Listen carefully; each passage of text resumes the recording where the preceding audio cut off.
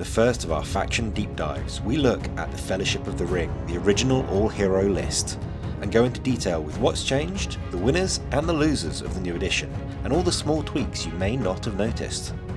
We also talk about the impact on our ongoing Quest of the Ringbearer narrative campaign, and what this means for the campaign going forwards.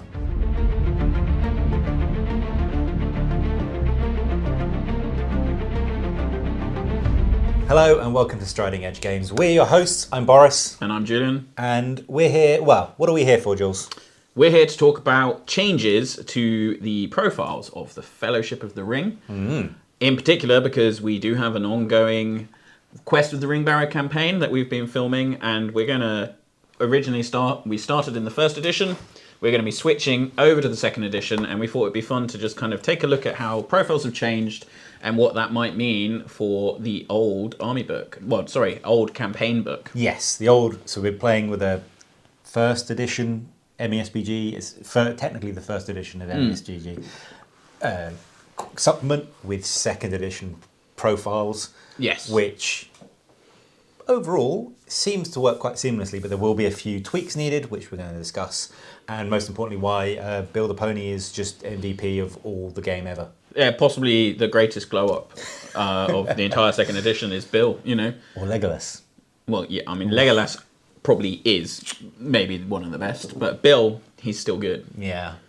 Well, as you hopefully have seen, we have gone over what the major changes to the rules systems are between these two editions, and what the major changes for army building and sort of profiles. We've done those in two previous videos, so you can go back and watch those quickly. However, yeah, we're going to focus on the Fellowship and how it interacts with the quest. So, Jules, start us off. What, headlines, Fellowship, what's the big ticket items, the big news story? I suppose, so the big thing for the Fellowship is none of the points costs have changed. Yep. Apart from, weirdly, Frodo is 5 points cheaper. I'll take it.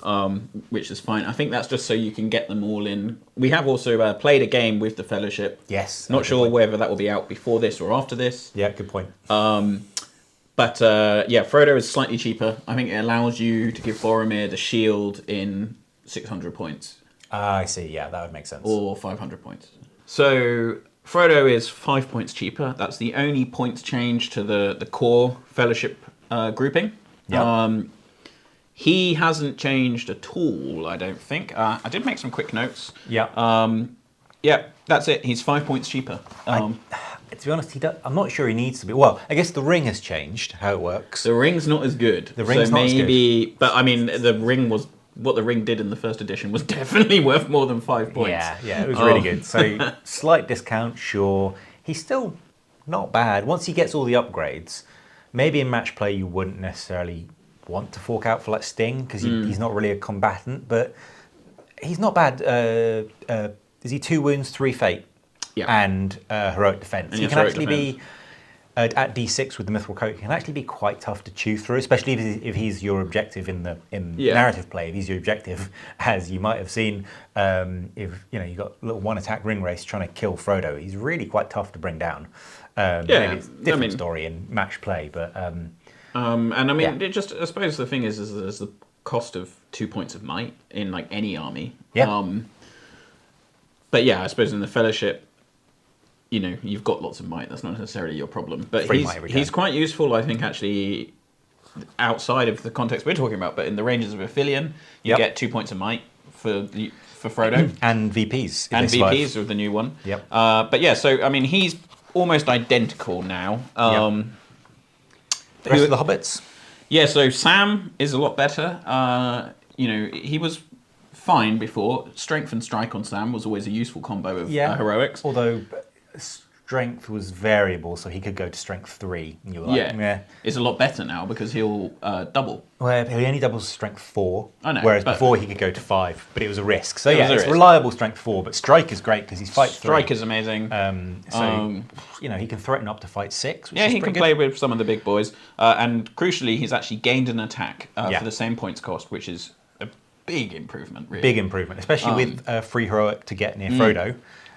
2 attacks to throw into something actually pretty decent. Gives you a good chance of winning against enemy just warrior models or something. Yeah, and they've added the rule, so with his frying pan, he can use that to kind of knock people out. A bit like the old bash rule. Yeah, he effectively has a kind of proto or a successor to bash, although it's slightly different. It's better. It's better, yeah. If he'd had bash in the old rules, it wouldn't be good because it was an opposed strength check. This is just a roll. Yeah. So I'd say probably better. And at the same points, definitely worthwhile. Yep. Merry and Pippin, also same points cost. 10 points, right? Crucially, they've gained an extra point of fate, which Yep. is actually pretty significant. In some ways, I think this may be one of the more significant things in the Ringbearer campaign, because Merry and Pippin die quite easily. We'll go on to that. But yeah, they for 10 points, 2 points of fate. They still have no might, no will, but they have resistance to magic. And crucially, they kind of buff Boromir now. Whereas before they only did it in... Did they do it in the Legion? They could take... they always had the rule that they could use Boromir's might. That was it, sorry. But now Boromir has the rule that if a hobbit is near him, he gets to re-roll ones to wound, which is pretty effective. I would definitely for 20 points take it as a make Boromir a better combatant to kill stuff. I think so. It's definitely worth that. Don't know if it's ever going to come up, but the intelligence stat, which the inexplicably added intelligence stat, Pippin is more stupid than Merry. He's 1 point more stupid than Merry. I think that's just excellent. Absolute perfect icing on the cake, because fool of a took. And then, to get onto your kind of mainline people, we had a quick look at Gandalf. Obviously, in the new edition, magic has changed quite a lot. It's taken a not a hit. It has changed a lot, and it's become, I think we said in the previous video, less random and more consistent with the new heroic channeling. But the spells themselves have had a slight reduction in their power, and because there's no channeled versions that are more stronger. They've lost the sort of the heroic versions of the spells, and it's just the generic ones. Yeah. And some of them have changed a little bit. A few, yeah. Things like Sorcerous Blast, which used to be really, really strong on Gandalf. Knocking loads of people over. It's still a decent spell, Yep. But it doesn't do the sort of flinging someone away, which was really quite good. What's interesting, actually, is he previously had several spells that he could cast on a 2-up. Yep. One of which was Blinding Light, which was hugely good. For the Fellowship in particular. For the Fellowship. You could just walk across the board as a group reasonably sure you aren't going to get shot to death. Yeah, now he still has Blinding Light, but he actually casts it on a 4-up, which is quite a big change. Yeah. But we were talking about the fact that because of the existence of the new heroic channeling, it does allow you to just be like, yes, this turn I need a Blinding Light. I'm going to spend a point of might. Done. It's on a 6-up. You can't resist. Yep. Over. Otherwise, he's had a kind of a bit of a move around. He used to have Command, which was the good version of Compel. Yep. He's lost that. Instead, now he does have Foil Magic. We haven't played enough to really discover if that's good, but I have a feeling it could be situationally great because there are those abilities. Some strong exhaustion spells. Some strong spells, like if the enemy have Fury or something, you can just pop it and get rid of it, which is really interesting, really great. I think, it's that, because even before, on a 2-up, you were like, I've got my 3 point of will every turn. I probably roll 1 dice, but if it's something that I need, like Sorcerous Blast, that I need to go off, do I spend an extra 2, will? 3 will on it? And then we've all done it where you roll 3 dice and you don't roll a 5-up. And then you're like, do I spend might on it now? I've already spent 1 on the channeling. Do you throw good might after bad, as it were? Whereas now you can be 1 point of might, 1 point of will, Sorcerous Blast, done. Yeah, like I need this spell to go. And unless it's an enemy who have resistant. And especially, so both Sorcerous Blast and Collapse Rocks also knock the target prone still, which is possibly almost more often what it is you're looking for, because you want to dismount a cavalry model, or you want to throw the troll onto its butt, or put a banner on the ground and not be effective. Drop a banner.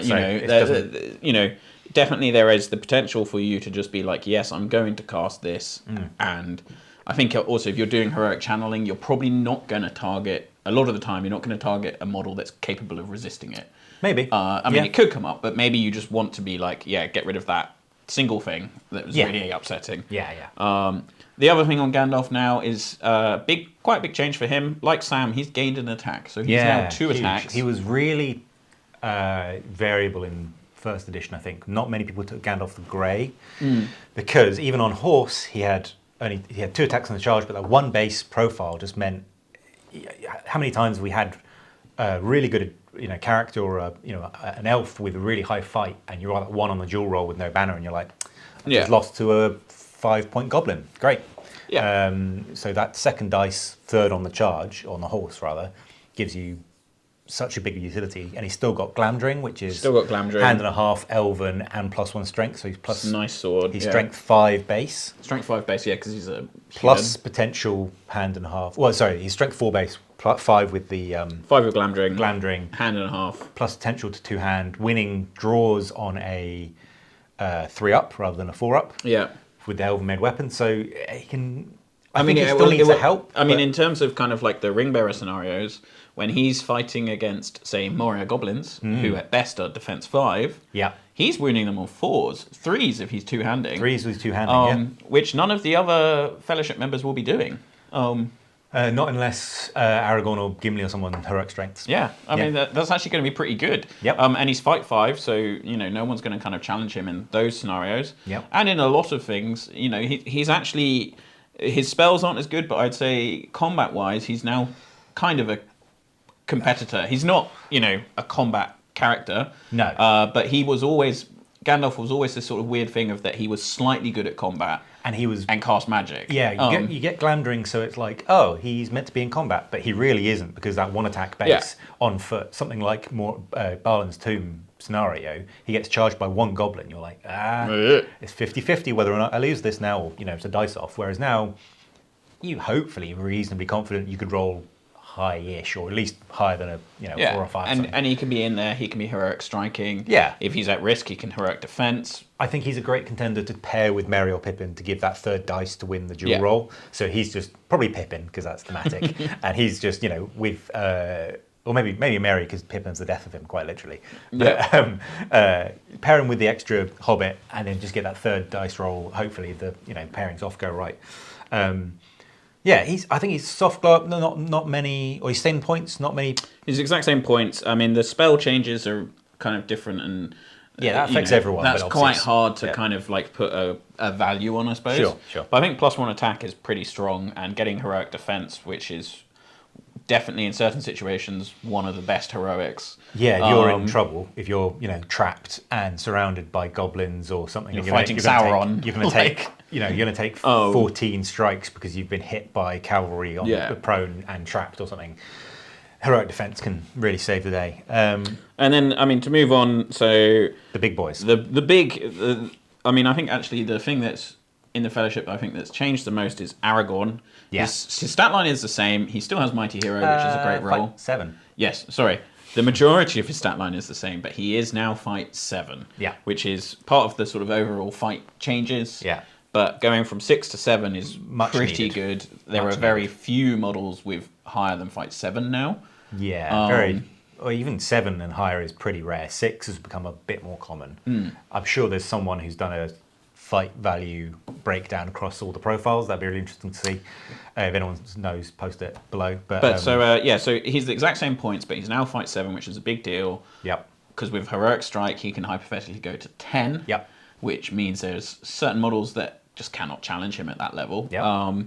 He also, originally, one of the things with sort of Ranger Aragorn, Strider Aragorn, is he only ever had a sword rather than the sword of, the reforged Narsil. Yeah, it was always difficult because you had 3 attacks, which was great, but on foot, and you could, with the 3-point of might, you could win fights quite easily.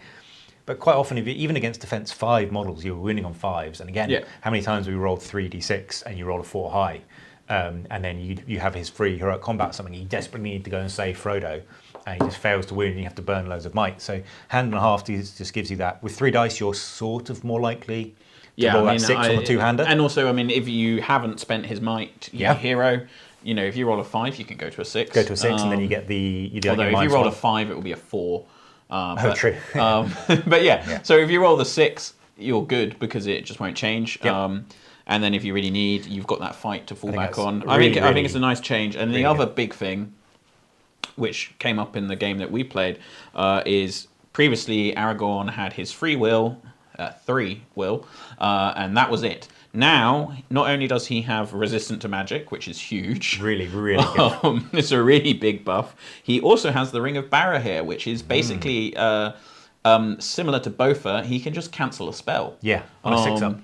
You know, after you've rolled the will roll, Yeah, he can it's just after, so you can just cancel it. You can add your own store of will, resistant to magic, and if they don't pass, you get a Ring of Barra here. And you get one last chance, which is I'd say it's strong. Really good, considering how much magic can affect the game. It's great. I mean, spoilers, but in our game with the Fellowship versus the Black Riders, the resistance to magic was game changing. It made it very. I was playing the Riders, and I, just didn't really target Aragorn until I had a few targets left. Yeah. And when I did attempt to cast any magic on him, just the extra will plus some of his own just made it very hard to get anything through. He's great. So I think that's a huge change. And he stayed the same points? He's the exact same points. So massive buff, I would say. Overall. Yeah, I mean, because it was always the thing of he's 160 points. It's a lot of points. It's a lot of points. For a model that can just be like transfixed or compelled and he's away. Still only D5. He's got 3 will, 3 wounds, 3 fate, but if you get trapped and knocked he's down, vulnerable. He's vulnerable-ish. So then, move on to the classic pair of Legolas and Gimli. Gimli is basically the same points. He is the same points, but he has gained a point of fate, which is quite an improvement for him. Yeah, he was 2 fate, whereas Legolas was 3, which is odd, I suppose. But Gimli's defense 8, so maybe he didn't need the fate as much. But now they're both 3 fate, which is both 2 wounds, 3 fate. Yeah. Yep. I mean, I think it is worth pointing out with Gimli, one of the classic things with him in the old rules was to use Piercing Strike because he had axes. Yeah. And that helped him get to Strength 5. And you'd often Piercing Strike with two-hander, so you'd be Strength 4 up to Strength 5, +1 on the two-hander, potentially +1 from his and Legolas competition rule. Yeah. And he could start... And it's a Master Forged two-handed axe. So he could start cutting down stuff really quickly. Yeah. Sadly, he's lost that initial +1, but he's still got the +1 from the two-handed weapon and +1 from Legolas, maybe. From Legolas, and he's ahead of the kills, which is he still can get pretty scary. He's still pretty scary, and he does have heroic strength. He has, which is now no longer D3. He just goes to Strength 8, so he can be Strength 8 with +2 to wound, which is he can still do plenty. I think he's come off pretty well. So I mean, again, actually, in our game, this definitely came up. Yes. Because once Gimli was actually allowed to do any combat, the Ringwraiths died.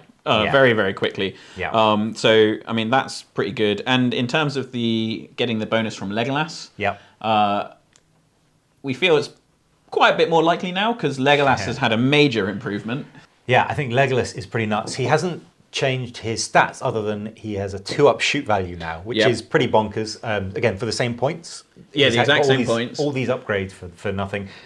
He can still shoot 3 times or once in a special shot. But he now can move up to half his distance and not get -1, so he can move 3, shoot 3 times, hitting on a 2-up with a Strength 3 Elven bow. He can also shoot into his own combat 3 times. Yeah, so he can make 3 shots in his own combat where he doesn't roll in the ways. So he just shoot whoever he's in combat with before combat start, which is nuts. And before he had a super special shot, which he could ignore any in the way, so he could shoot. People used it to sort of snipe across the entire board and hit a banner 20 ranks deep.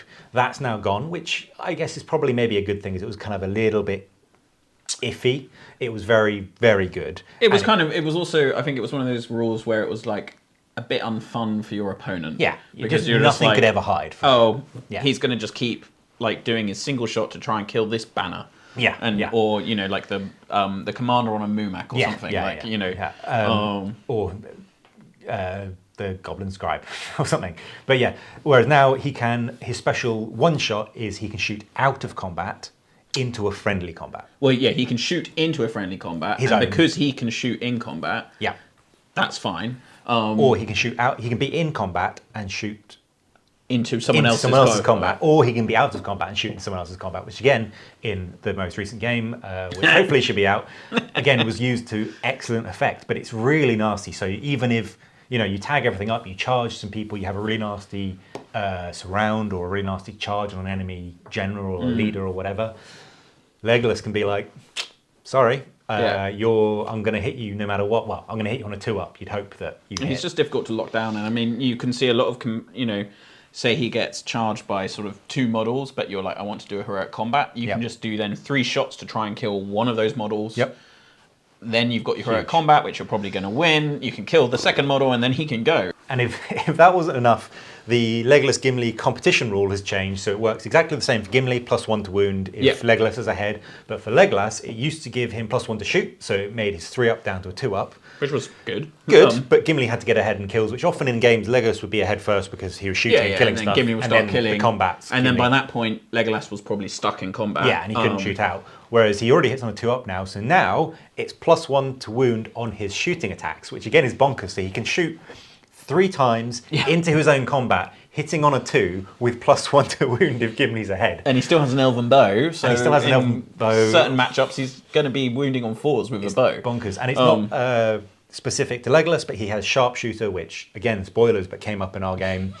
Ability to just choose the up or down on the mount or the rider. Yeah, huge. You can just say, I'm going to go hit your mount and hopefully knock someone off their yeah, horse. I mean, it's huge. I definitely think actually in the new edition, for whatever reason, whether it's good or bad, I mean, I don't know yet, but they're clearly very down on auto taking a horse. Yeah. They've gone up on because price. The price increase, and there's a number of characters with sharpshooter. Yeah. Not every character, no, but there's quite a few models that now have sharpshooter. Those you'd expect have sharpshooter, and it makes it a scary prospect to just not necessarily have your heroes dismounted early in the game by a sharpshooting enemy hero. Is pretty scary. So I'd say Legolas probably the most changes, but also just he's really, really good now. I think he's very strong for 100 points. I'm not sure whether or not the Mirkwood version or the Fellowship version is better. The Mirkwood version obviously doesn't get the competition with Gimli rule. But it can take Orcris. But can take Orcris. But then he's defense 4. Do you want him in frontline combat? I think he can take armor as well. Maybe. But yeah, I mean, I think in some ways, based on what we see him do in the movie, which borderline is stupid at times, but like he's clearly fun, isn't it? He's clearly like super elf Yes. in the movies, and his original profile, whilst fine,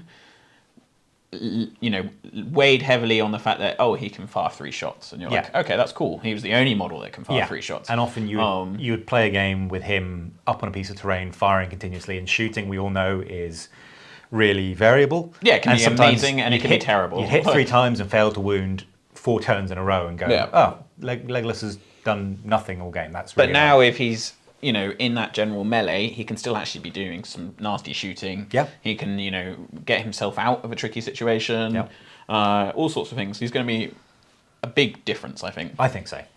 So our penultimate hero, Boromir? So Boromir, exact same points. He is still one of the, best stat lines in terms of heroic stats. 6 might. 6 might really just can't be argued with. He still only has 1 will, and he still has 0 fate. So he's the ultimate kind of glass jaw.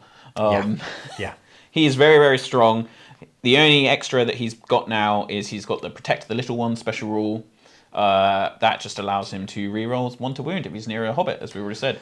It's a great rule, and actually if you look at Boromir in Minas Tirith, he has something similar, but that's when he charges, he can reroll the wounds. Yeah. Well, I think it's also great because, again, last edition we had this conversation that Aragorn and Boromir are both strength 4 with a sword, not two-handed. They're both heroes that can win combats. Really easily win combats, especially since Fight 6 was stronger back in the day, but they're now both Fight 7. But you'd usually, unless you were fighting defense 3 or 4 enemies, which was less common, you'd be winning on 5s. And the amount of times I had when we played a game where Boromir won heroic combated, won the combat easily, but then against defense 5 enemies, failed to roll that 5 to kill, or 2 of them or something it was. And then you're stuck, do I spend my loads of 6 might really quickly, but just to try and get the kills, to get the heroic combat off?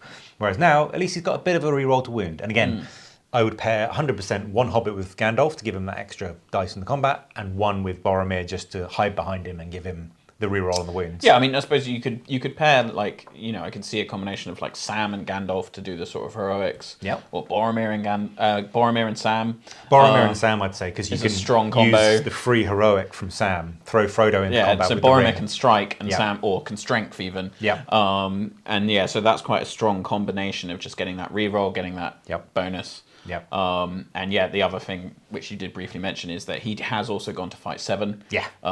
Which, as he can strike, means again he's one of the few heroes that can get to fight 10 when needed. 2 fight 7 heroes in the same army is pretty decent. Yeah, and I mean Boromir also is 95 points. Yeah. He's 5 points extra with the shield. Yep. He's great. But in terms of great, the single most improved Fellowship model is Bill the Pony. Hell yes.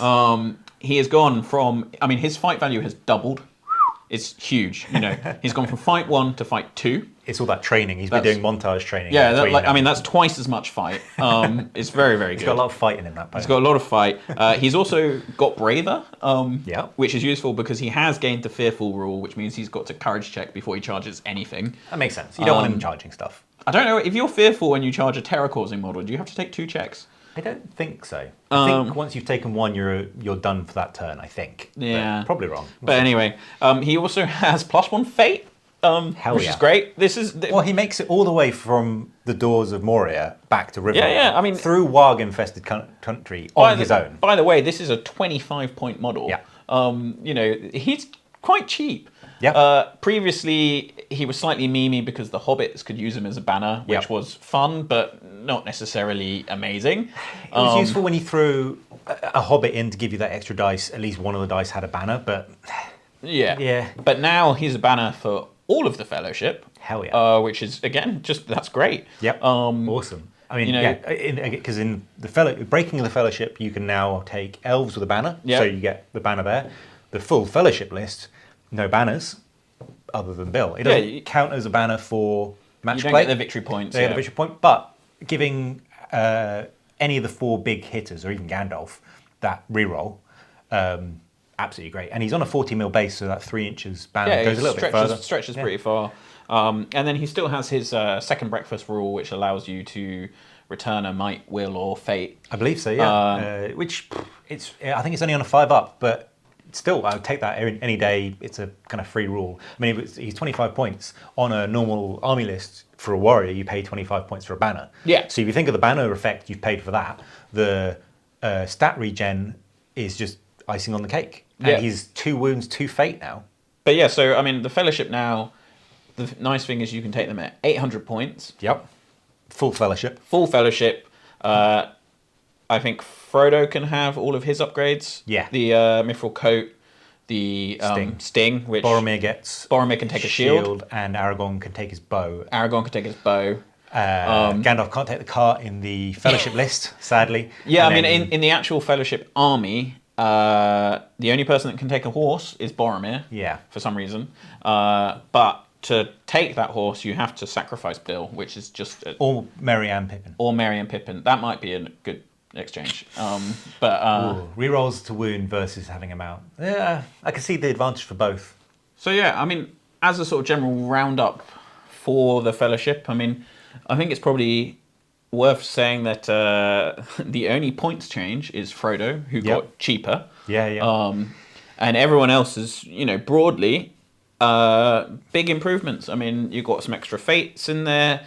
You've got extra attacks on some key models. Aragorn, massive improvement, really. I mean, the 160-point model that could just be transfixed or compelled or whatever. That was pretty worrying. He still can be, but it's much less likely. Less likely. Legolas, huge boost. Yeah. I mean, for no points, in fact, negative points, the Fellowship of Feathers buff, I think it's probably necessary. You didn't see it that often in 1.0, first edition, whatever you want to call it, because the breaking was just better because you got all those army bonuses. I mean, I think, in general, hero-only lists are something that you don't see that much of. They're tough to do. They're trickier to, certain objective matchups. You're like, well, I've lost this game. Yeah, and certainly you're like, great, I've won. Yeah. Unless something's gone horribly wrong. But especially things where it's like your leader has to kill. And in the Fellowship, you're like, oh, lol, like, good luck killing more models than Aragorn can do. Or It's Gandalf, I think, in the Fellowship is the oh, leader. that's true. But you he's could. slightly But better. no.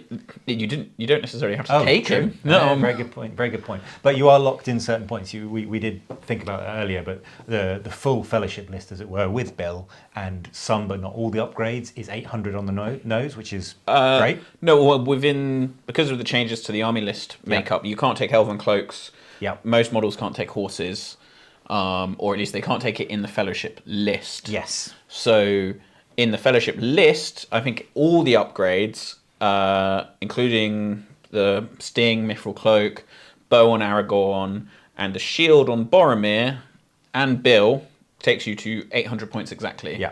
The only model in the Fellowship list that can take a horse is Boromir. Which is a bit odd, but would take you to 820. But fine. But so, yeah, you could potentially drop Merry, Pippin, or, the bow and something. You could drop Merry and Pippin or Bill or the Mithril Cloak and Sting, I think, is 15 or 20 points. Yeah, so you could put Boromir on a horse if you wanted to. Yeah, could be really good. But maybe. But yeah, so you're stuck at 800 points for that sort of full list. Yeah.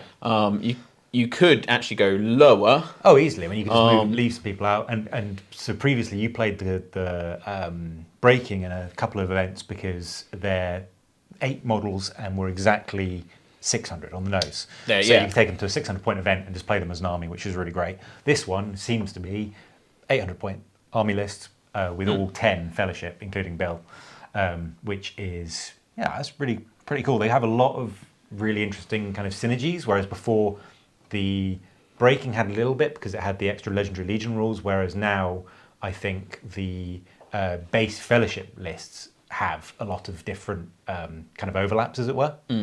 Yeah, I mean, I think, there may be some space and some sort of interesting, like at 300 points, you could have Aragorn, Boromir, and Sam. Yeah. Because I don't think you're required to take Frodo.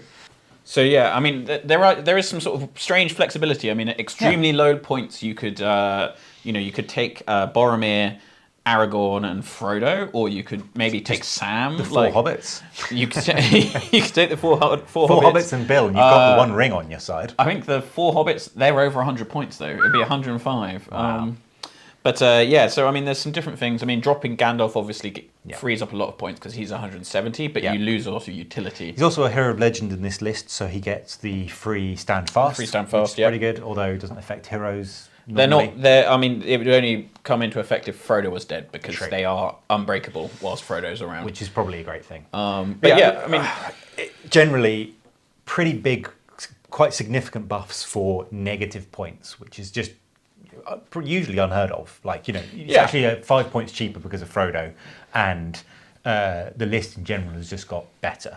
And I think it makes them more viable. I mean, it's doubling down kind of on things they already were good at. I mean, Aragorn was already one of the better combat heroes in the game. Yeah. They've just made him better. I mean, the problem was also, like, if you take him in breaking or you take him in sort of generic Fellowship and you don't give him Anduril, he's not very killy. Yeah. Whereas now with +1 to wound, changes to heroic strength as well. Yep. It means he's much more viable. Go to Boromir, strength 100% with the changes to heroic strength and 6 might. Yep. And the fact that they're on fight 7 as well means that they're, they're even less likely to get kind of like outstruck by Grishnak. Yeah. You're not going to have a fight for Captain with Strike running up to Boromir and beating him now. Yeah.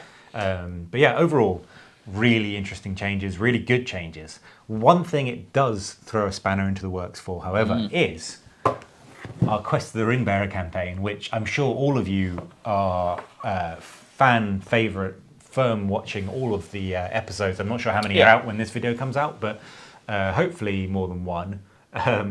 But we've been recording and playing through the Quest of the Ringbearer campaign. We recorded building for quite a long while now.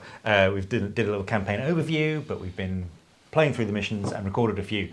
At the time of recording this, we have recorded several missions up to Nazgul and Bree. Yep. And so we just recently recorded the Nazgul and Bree mission. Yep. And now the new edition is out. That is obviously going to impact how we play the campaign. So we had a decision. We could play the entire quest campaign. Obviously, match play, we're switching to the new edition. We think it's great in general. Quest of the Ringbearer, we could have stuck, as it's a supplement from last edition, we could have stuck with profiles and rules from last edition, and because that's obviously what it's balanced for, written for, or we could move to the new edition. I think pretty quickly we came to the decision we're just going to jump to the new edition. Because it would be confusing for you guys, probably confusing for us having to remember where the changes were.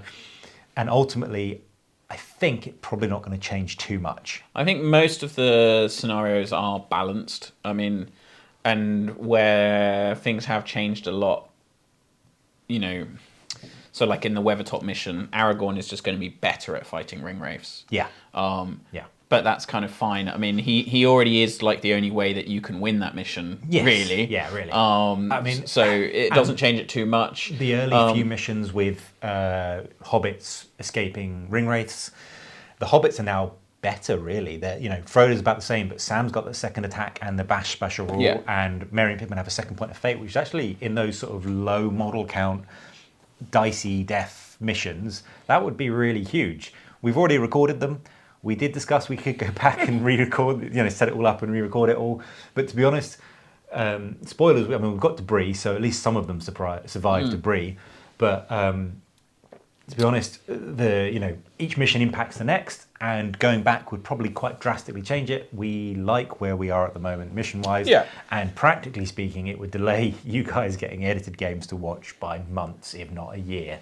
So I think for your sake, our sake, we're going to jump to the new edition for the new game. However, when you watch the new games coming out, I'll put a note before the game when you see them, but there will be old profiles, there'll be special strikes, which obviously are no longer in this edition.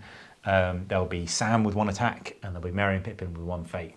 So yeah, we're not changing anything with the missions we've already recorded. Ultimately, I don't think they matter too much. The Hobbits, actually makes the Hobbits slightly weaker, and those first few missions are kind of in their favour anyway. We talked about they're almost like missions with training wheels on to get you kind of going.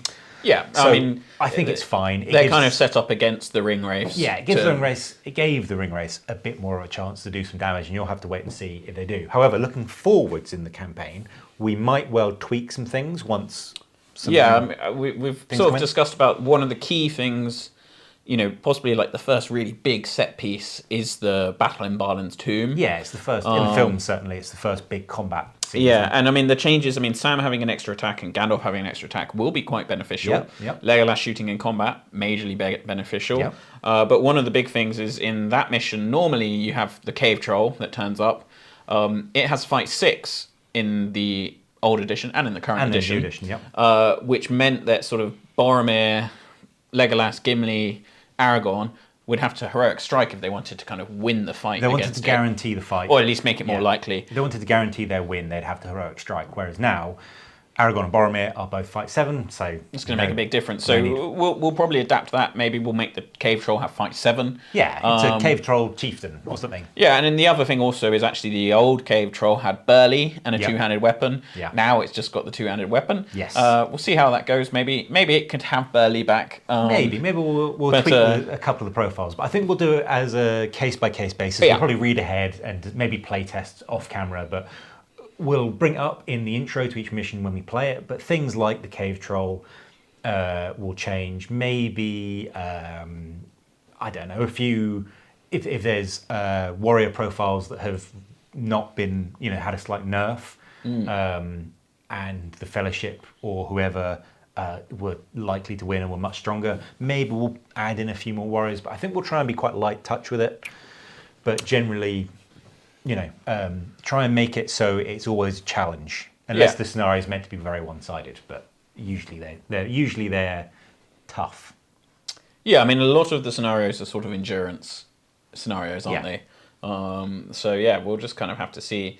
Fortunately, one of the missions that will be coming up is the Wargs in the Night. Yes. And there is now with the Angmar supplement. Yes. Well, errata. I can't remember what it called. The downloadable one. So there is the Warg Chieftain's stat line in there, which is good. Yeah. It's basically the same, but yeah. I suppose that's I can't think off the top of my head if there's anything that has been legacied or deleted that is in the Quest campaign or the mega campaign involving what was War in Rohan and Gondor War supplements as well.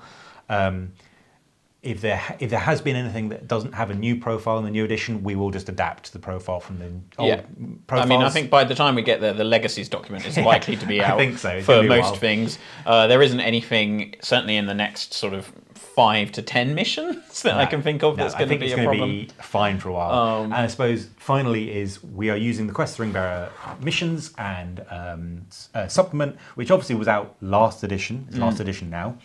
But ultimately, the scenarios, especially for narrative play in this game, really don't change. The base rules haven't changed enough to invalidate any of these missions. So we will be using these missions unless unless for some reason Games Workshop publish a new Quest of the Ringbearer supplement that supersedes this one, then we might switch to that one. But as we talked about in our campaign overview, we've sprinkled in missions from elsewhere, old missions from including the Wizard Jewel. Yeah, from a long time ago. So and they work just fine. So really, we don't expect there to be any issue. But I think it's more likely by the time we get to Helm's Deep or maybe Pelennor, there might be this edition version of Gondor at War or War in Rohan. Yeah, maybe. I mean, and maybe the missions in that will be slightly different. Maybe we'll choose to use them. But for now, the short and probably medium term, we're going to use the missions from the Quest of the Ringbearer, and they'll work just fine. So ultimately, not a huge change, but something to bear in mind for you guys and us. We're going to have to remember some new rules, which we'll try our best. Looking ahead, I think there should be at least 2 games published by the time this video comes out for the Quest of the Ringbearer. There's, as we say, there's several more. So we'll include a little note to say, don't worry, and don't get confused if there's things like special strikes. Don't worry about, there probably will be a bit of a lag in the games as we kind of flick between, we like to do a bit of match play and then a bit of narrative and kind of jump between the two. They're both fun. So who knows? I'm not making any promises because they're hard to keep on the internet, and life happens. That's how it goes. But we're working our best to get these games out to you. Yeah. In summary, how do you feel the Fellowship and the Quest, they go on? I mean, I think they continue. I mean, I still remain excited by the new edition. I mean, I'm still caveating it with I want to see what the armies of Middle Earth is going to look like. This third book has a lot to carry on its shoulders. I mean, without sort of, hopefully there's going to be sort of more generic lists in there, less specialized things that allow you to add more flexibility. Yeah, tweak, add in a few different warrior types. Yeah, I mean, Moria, we want our drums back. They need to do something. Prowlers. Prowlers would be great. That would be fun. I can't remember if they're legacied or not. I think the Warg Marauder was legacy. The Black Shields were, and the Marauder was... Sadly. We have painted up loads of Black Shields, but actually we just could use those as warriors. Yeah, I mean, Moria's they're cool, but... kind of close to our heart. You can see a Watcher up there. They were never optimum. I mean, I think quite a few of the sort of random things that have been legacied were like niche or used in very specific lists. But I mean, the loss of that is a shame. I think it's been quite interesting just actually looking at a very focused sort of collection of profiles and looking at the heroes of the Fellowship and going, actually, broadly, they seem to be improved. And let us know, would you guys like a faction breakdown? Because we could make this a semi-regular. We'll sit down and pick a faction in the books, so Gondor, and we'll just go through every profile and list and talk about how they've changed, what we think's good and what we think could do with improving. Is that something you're interested in, or too much talking already? So let us know. I think on that point, that's probably waffled on long enough. Thank you for watching. We will be back very soon with either a Quest of the Ringbearer or a match play video. It depends on what is on the editing desk. Please do give us a like, a follow, subscribe. If you look along the bottom of the screen, if I've done my editing magic, there should be some links where you can follow us on all the usual socials. And to take us out, give us one final thought on the Fellowship of the Ring in this edition. Like pithy or... Whatever you want. I think I'm looking forward to the Fellowship changes. I mean, I'm not so sure about the Fellowship at 800 points. I'm quite interested in looking at things like the breaking. Yep. I really want to see whether the Road to Rivendell is a viable list. That's a bit of a strange one, isn't it? We didn't cover that at all, but that's with No. you know Barlaman and Arwen. Yeah, and the Gatekeeper of Bree. And the Gatekeeper, for some reason, who's just tagged along. Yeah. Yeah, he's come from Bree being like, they squashed me. Yeah. But I think that could be kind of interesting as like a weird little sideline. It was a list I never realised that I wanted, but I kind of do. Sure. But yeah, so I mean, I think it's interesting to see. Definitely, I mean, whether it's by design or whether it's by the fact that they've copied the movies, there are a lot more hero-only lists. Yeah, loads more. And the Fellowship is, you know, really the original kind of archetype of that, isn't it? So it's a good place to start for us, I think, looking at sort of changes. I think that's a good way to put it. Well, we will come out with, as you say, more faction breakdowns if you guys are interested, and keep an eye out for any more videos coming along soon. They should be along any day now. And we'll see you in the next video.